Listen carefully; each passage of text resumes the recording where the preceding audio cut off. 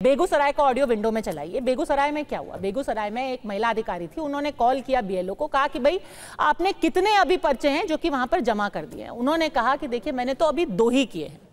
दूसरा एक और उदाहरण हमने अभी दिखाया था जहां पर वो जनाब दिखाई दिए, वो 50 रुपए चाय पानी का लेकर के कह रहे हैं कि हाँ भाई चाय पानी तो मैं लूंगा ही, इसमें गलत क्या है, तुम्हें अगर कोई एतराज है तो वापस ले लो। अब ये 2 उदाहरण सामने दिख रहे हैं। हमारे कैमरे में भी कुछ जगह ऐसा कैद हुआ है जहां पर बीएलओ आए, उन्होंने कहा कि भाई आपने फॉर्म बांटे हैं। यहाँ पे गांव वाले कह रहे हैं भाई हमें फॉर्म नहीं मिला है अभी तक, पर पर्ची में दिखाया जा रहा है कि सबको फॉर्म मिल गए हैं। अब इसको क्या ऐसे ही खारिज किया जा सकता है? ये जितने भी उदाहरण सामने आए हैं। देखिए, इलेक्शन कमीशन का काम है वोटर लिस्ट को तैयार करवाना, लेटेस्ट अपडेट कराना। और जैसा कि आपको पता है कि वोटर लिस्ट क्यों तैयार की जाती है, क्यों अपडेट की जाती है, क्योंकि आंदा इलेक्शन आ रहे होते हैं। UEN Jaipur is a perfect target for prospective students aspiring for good jobs, good education with future-ready skills. 6 महीने के अंदर इलेक्शन आ रहे होते हैं, तो इसलिए हर वोटर लिस्ट को हर कॉन्स्टिट्यूंसी की, चाहे वो असेंबली की हो, पार्लियामेंट के टाइम में पार्लियामेंट की, हमेशा उसको रिवैलिडेट किया जाता है। जैसे कि कुछ लोग मर गए हैं, उनके नाम डिलीट कर दिए जाते हैं। कुछ लोगों को एंट्री मिलती है जो से यंगस्टर्स हैं, नए वोटर्स हैं, 18 साल से ऊपर के हो गए तो उनको यंगस्टर्स होते हैं। कुछ माइग्रेट कर जाते हैं जो हम एक कॉन्स्टिट्यूंसी से दूसरे में चले जाते हैं और दूसरी कॉन्स्टिट्यूंसी से यहाँ पर आ जाते हैं। 6 और 8 का मामला है, फॉर्म नंबर 6 और 8। अब आप ये बताइए कि जो अभी आपने दिखाया वो घूस ले रहे हैं, इसलिए यहाँ पर पद्मजा जी क्या है कि ये एक स्टेट के अंदर हो रहा है और वो कर्मचारी है। कर्मचारी कोई भी गलत हो सकता है और उसको अगर गलत प्रैक्टिस करेगा तो इलेक्शन कमीशन का पता है आपको नियम कि वो अरेस्ट कर लिया जाएगा, उस पर सस्पेंशन होता है, यहाँ तक कि नौकरी से भी निकाल दिया जाए, चाहे जिस स्तर का ये अधिकारी हो। आपको मैं बता रहा हूँ, चाहे जिस स्तर का अधिकारी सर्विसेज का भी हो, और उसको अगर एक्शन लेगा इलेक्शन कमीशन तो बड़ी उसकी दुर्दशा होती है। सवाल इस बात का है। और मुझे आप इस बात का जवाब दीजिए कि जो पैसे लेते हैं कैमरे में पकड़ा गया है उसको कमीशन छोड़ेगा नहीं, हमारे कलेक्टर साहब ही उसको सीधा कर देंगे। रही बात जिसने कहा कि फॉर्म नहीं बटे हैं, उसका सुपरवाइज़र जो AERO है वो इसको सेट कर देगा। लेकिन मेरा सिर्फ आप लोगों से ये अनुरोध है कि जितनी डिबेट्स हो रही हैं इनमें बैठ के नेतागिरी हो रही है, मेरा सिर्फ ये अनुरोध है सारी पार्टियों से कि जब बिहार में इलेक्शन शुरू हुआ तो इलेक्शन कमीशन ने एक्स्ट्रा 20,000 BLOs डिप्यूट किए, उसके साथ में 4 लाख हमारे वॉलंटियर्स लगाए गए हैं। साथ में मेरा यह अनुरोध है कि जिस तरीके से असेंबली के चुनाव होते हैं, पार्लियामेंट के चुनाव होते हैं, तो असेंबली में भी जब पोलिंग हो रही होती है तो पोलिंग एजेंट इनके होते हैं हर पार्टी के, और जब काउंटिंग होती है तो काउंटिंग एजेंट होते हैं। मेरा ये कहना है कि ये लोग अपनी अपनी पार्टी की नेतागिरी करने की जगह, पत्रकारों से बात करने की जगह वो अपना कंसंट्रेशन करें, BLO को एक्टिव करें और BLO के साथ में जो कमियां हैं उनको दूर करें। अगर कोई BLO उनकी बात नहीं सुनता है तो उसको AERO को बताना इमीडिएटली, अगर नहीं सुनता है तो DEO से शिकायत करनी है। अगर डिस्ट्रिक्ट इलेक्शन ऑफिसर भी नहीं सुनता है तो उसके लिए हमारा CEO है जो पटना में बैठता है इनका, उसके बात करनी मिस्टर सिंह, तो उनसे भी कहना होगा, लिख के देना होगा, नहीं तो फिर चुनाव आयोग को सीधा लिखना होगा, मेल कर सकते हैं। पर ये सारी पार्टियां तो कह रही है कि आप सबके सब मिले हुए हैं, आपके CEO मिले हुए हैं, आपके AERO मिले हुए हैं, आपके BLO मिले हुए हैं। उल्टा तृणमूल कांग्रेस ने तो आज बोल दिया कि पूरा का पूरा चुनाव आयोग ही, और उनके शब्द है, मेरा शब्द नहीं है, दलाल हैं वो भारतीय जनता पार्टी। देखिए पद्मजा जी, मैं आपको याद दिलाऊंगा, आप अपना निकाल के देख लीजिए पुराना इतिहास इनका, ममता बनर्जी का। जब वो इलेक्शन लड़ रही थी तो उनकी हालत कुछ ठीक नहीं थी, जिसकी वजह से वो इलेक्शन भी हारी थी।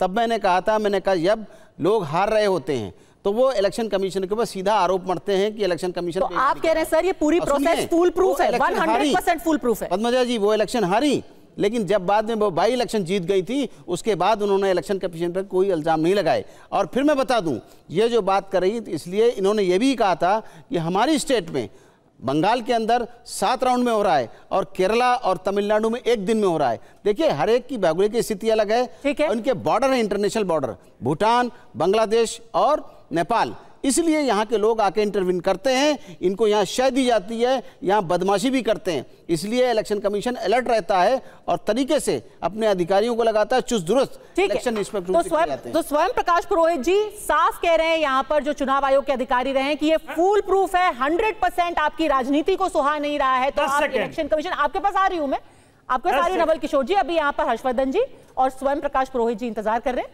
उनसे कम से कम ओपनिंग कॉमेंट लीजिए। स्वयं प्रकाश पुरोहित जी। 100% फूल प्रूफ है ये पूरी प्रक्रिया। जी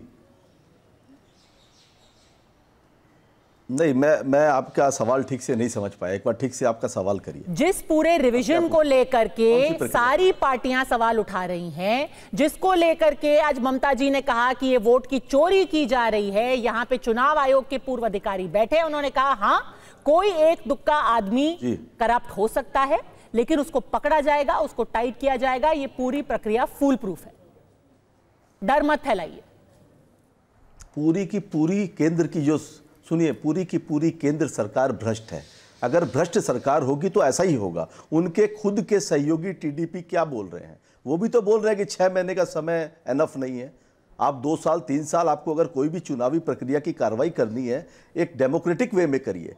1993 में आज हम सब गर्व से जो अपना वोटर आईडी कार्ड, इनकी नॉलेज सुधार दूं मैं, वो इलेक्शन कमीशन ऑफ इंडिया है, not a government of India. आज भी इलेक्शन कमीशन ऑफ इंडिया, ध्यान कर लीजिए, बीच में मत बोलो ना, अरे भाई तुम्हारा नंबर आएगा। That is not a government, अरे रुकिए ना, election commission of India, note करिए। जब इलेक्शन कमीशन ऑफ इंडिया अगर राजनीतिक पार्टियों की करेगा तो उसके लिए लोकतंत्र को बचाने के लिए कितना गलत है। एक संवैधानिक संस्था को आप इस तरीके का इस्तेमाल कर रहे हैं, ये आपको शोभा देता है? संवैधानिक तो शोभा नहीं देता। सर वो इलेक्शन कमीशन ऑफ इंडिया है, उसी इंडिया का हिस्सा आपकी पार्टी भी है, आप भी हैं। कमीशन ऑफ इंडिया कैसे रहा?